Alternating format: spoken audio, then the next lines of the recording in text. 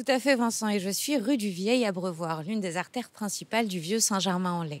Alors pourquoi rue de l'Abreuvoir? Parce que c'est la rue que les chevaux traversaient en sortant du château pour accéder à une fontaine qui leur permettait de se désaltérer.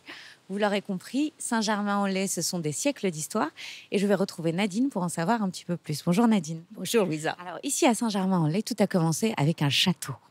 Le château, dès l'époque médiévale, et qui s'est ensuite beaucoup développé avec François Ier et alors surtout Louis XIV qui vivait beaucoup ici. Alors justement, au XVIIe siècle, avec Louis XIV, il ne faut pas oublier que c'était la ville royale, hein, Saint-Germain-en-Laye.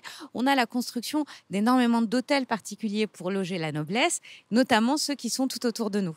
Oui, vous retrouvez ici dans cette rue, en face, l'hôtel du duc de Montausier qui était gouverneur du Grand Dauphin. Fils de Louis XIV. Vous avez ici l'hôtel acheté par Madame de Maintenon. Plus loin, vous avez le maréchal de la Feuillade. C'est formidable. Et quelles sont les caractéristiques de ces différents hôtels particuliers? Vous le voyez, ce sont des façades très sobres, avec grand porche pour, sur la cour, pouvoir héberger les serviteurs, les carrosses et les chevaux. Au XVIIe siècle, Louis XIV déserte Saint-Germain-en-Laye pour Versailles.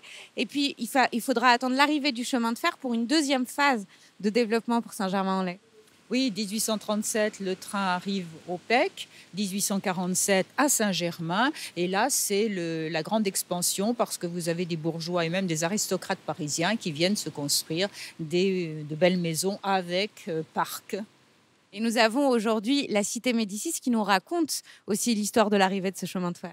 Oui, parce que Émile Pereire, qui a construit le chemin de fer, a voulu loger ses ingénieurs. Et comme il était saint-simonien, il y a la partie utopique, c'est-à-dire donner beaucoup de place à l'industrie qui procurera le bonheur des gens, et puis cette cité est en quadrilatère parce qu'il y a une sorte d'égalité entre eux. Et c'est une cité qu'on peut encore admirer aujourd'hui. Et au cœur de cette cité, il y a même un bunker qui date de la guerre.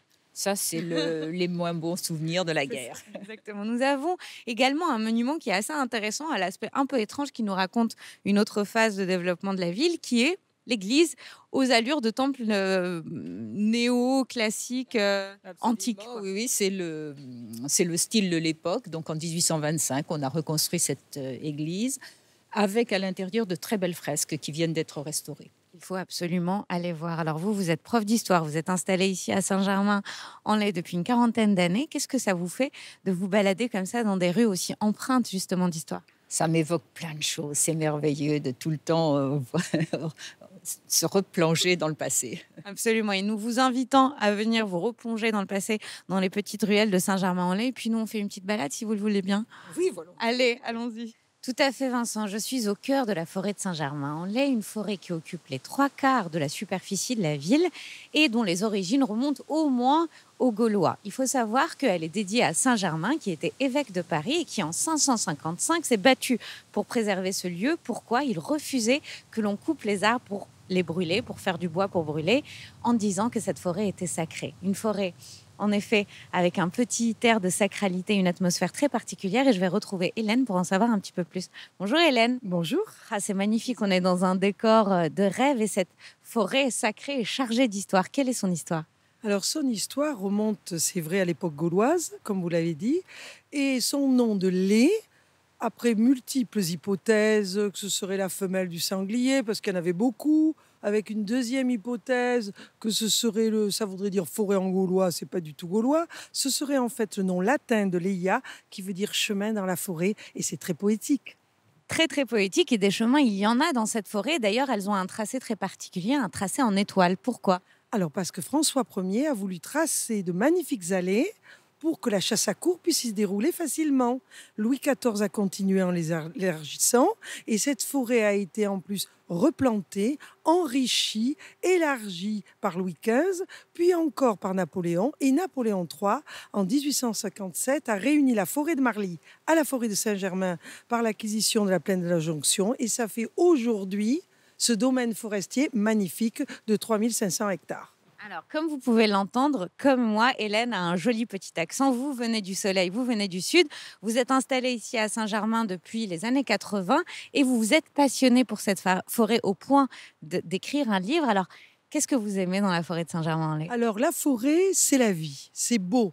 Parce que c'est l'endroit où les êtres humains ont toujours vécu. La forêt elle a toujours été habitée. Il y a toujours eu des activités. Il y avait des bûcherons aux loges, justement.